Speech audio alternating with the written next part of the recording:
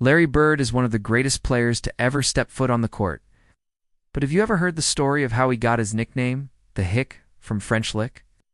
Back in Bird's playing days, French Lick was a small town in Indiana with only about 2,000 residents, and Larry Bird was born and raised there. It was a poor town with very little opportunity for anyone who lived there. At first they called him the Hick from French Lick, because of his rural upbringing. He went from being a skinny, awkward kid to the greatest shooter to ever play the game. But unfortunately, it burned down in 1987, and today there is no trace of it. But if you ask any local, they'll be able to point you in the direction of the basketball court where Larry Bird learned the game. It's hard to imagine now because we've only ever seen Larry Bird as a great shooter, but his jump shot wasn't always that pretty. This is where Larry Bird got his first job in high school. It's here where he met the man who would become his coach in college. One day, Bird was playing basketball at the casino when a man walked up to him and introduced himself. Or click right here to watch this video. As always, thanks for watching. Go check out my other videos and I'll see you on the next one. His name was Bob Hill, and he was the coach of the Indiana State Sycamores. He watched Bird play for a while, and then he offered him a scholarship. Bird almost didn't accept the offer. He was afraid of leaving French Lick and letting his mother down. But Hill convinced him to go to college, and the rest is history. When he first started playing basketball, he had no idea what he was doing. Small-town kid from French Lick, who made good on his potential and became a legend of the game. He was skinny, he was awkward, and he couldn't hit the broadside of a barn. But his work ethic was undeniable. He spent countless hours on this court trying to perfect his form. And eventually he became one of the greatest shooters to ever play the game. We're going to tell you about the places that shaped Bird into the player he became, and we're going to start with his house. This is where Larry Bird grew up, and it's still standing in French Lick, Indiana. You can drive right by it without ever knowing it was his house because nobody's done anything to it. There are no plaques, no historical markers. The only way you would ever know that Larry Bird lived here is if someone told you. But if you wanted to buy it, you could. It's for sale. For $169,000, you could own the house that Larry Bird was born in.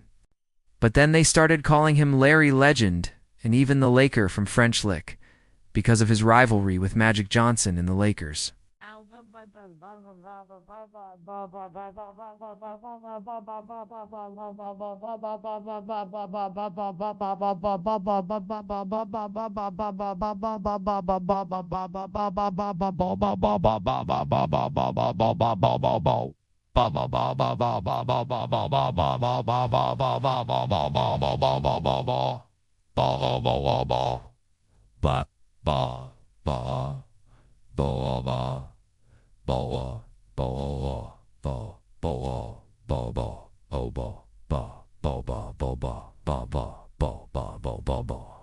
I'm sorry, since I'm by the some bag and I read you so by that you buy the we I buy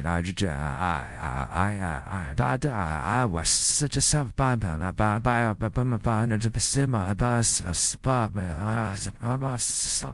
the one that stuck was the Hick from French Lick. So when Bird left to play basketball at Indiana State University, it seemed like he was going to leave French Lick and make something of himself. That's exactly what he did. He led the Sycamores to the NCAA championship game, where they lost to Magic Johnson and the Spartans. And then Bird was drafted by the Celtics, and he became an instant sensation. His talent was undeniable, and he brought excitement back to a Celtics franchise that had UNT won a UNT championship in nearly a decade. And all of a sudden, this small-town kid from French Lick was leading the Celtics to a championship, and he was a household name across America. But as he began to gain national attention, sports writers started coming up with nicknames for him. And today we're going to do our best to bring that small town to life. The next stop on our tour is the basketball court, where Larry Bird learned the game. It's here at this court where everything changed for Bird. When Bird left for college, this gym was named in his honor. And the final stop on our tour is the French Lick Casino and Resort.